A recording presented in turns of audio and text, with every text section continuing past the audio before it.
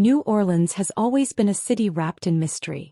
Ghost stories haunt every corner, jazz floats through the air, and if you listen closely, you might hear whispers of the dead. But one legend stands out, of pale women arriving by ship carrying strange luggage, avoiding sunlight, and maybe, just maybe, hiding a thirst for blood. Meet the Casket Girls. Who were the Casket Girls? Okay, let's set the record straight because this is where it gets weird and kind of tragic. The Casket Girls, or filles à la cassette, were young French women sent to the French colony of Louisiana in the early 1700s, specifically around 1728.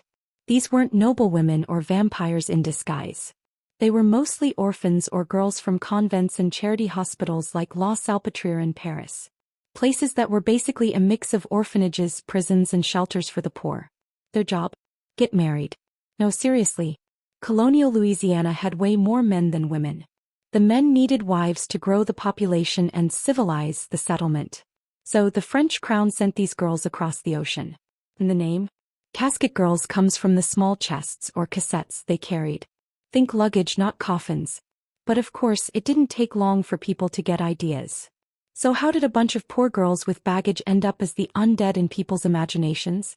Here's the deal. When the girls arrived in New Orleans, people started to notice things. They were pale, like ghostly pale. Not surprising, right? They'd spent weeks below deck on a ship, seasick with barely any sun.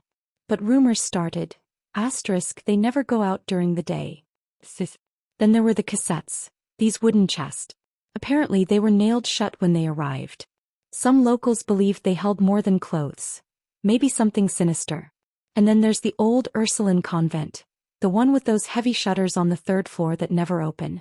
Legend says that's where the Casket Girls stayed, and that when priests tried to open the cassettes they were empty.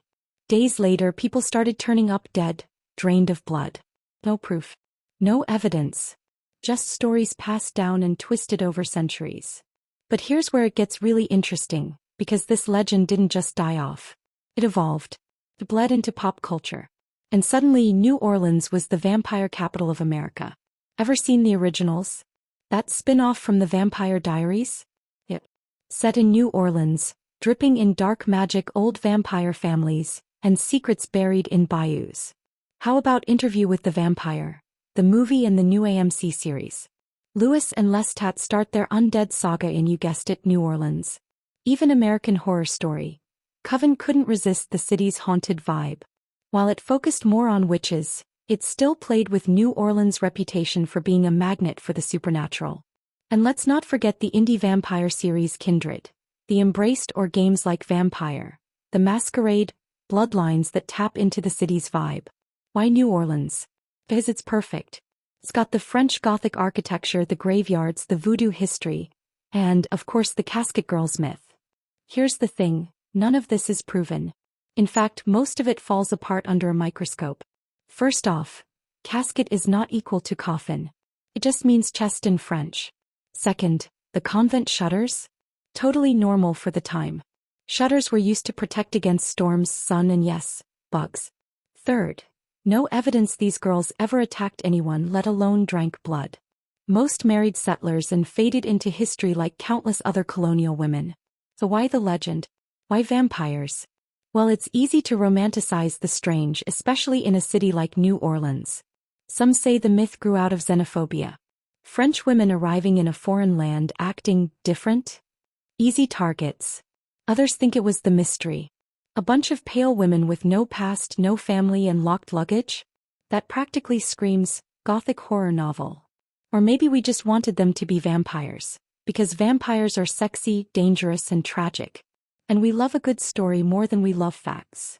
So were the Casket Girls vampires? Probably not. But they were real. Real women who crossed an ocean to marry strangers in a swamp, survive in a brutal colony, and somehow got immortalized as bloodsuckers. And maybe that's what makes the story stick, because it blurs the line between history and horror. The Casket Girls remind us that legends don't need fangs to bite. So next time you're in New Orleans and you walk past that old convent, look up at those shutters and ask yourself, are they closed to keep something out or something in? Don't forget to like, subscribe, and hit the bell for more dark tales from history's haunted vault. This is the Midnight Mirror.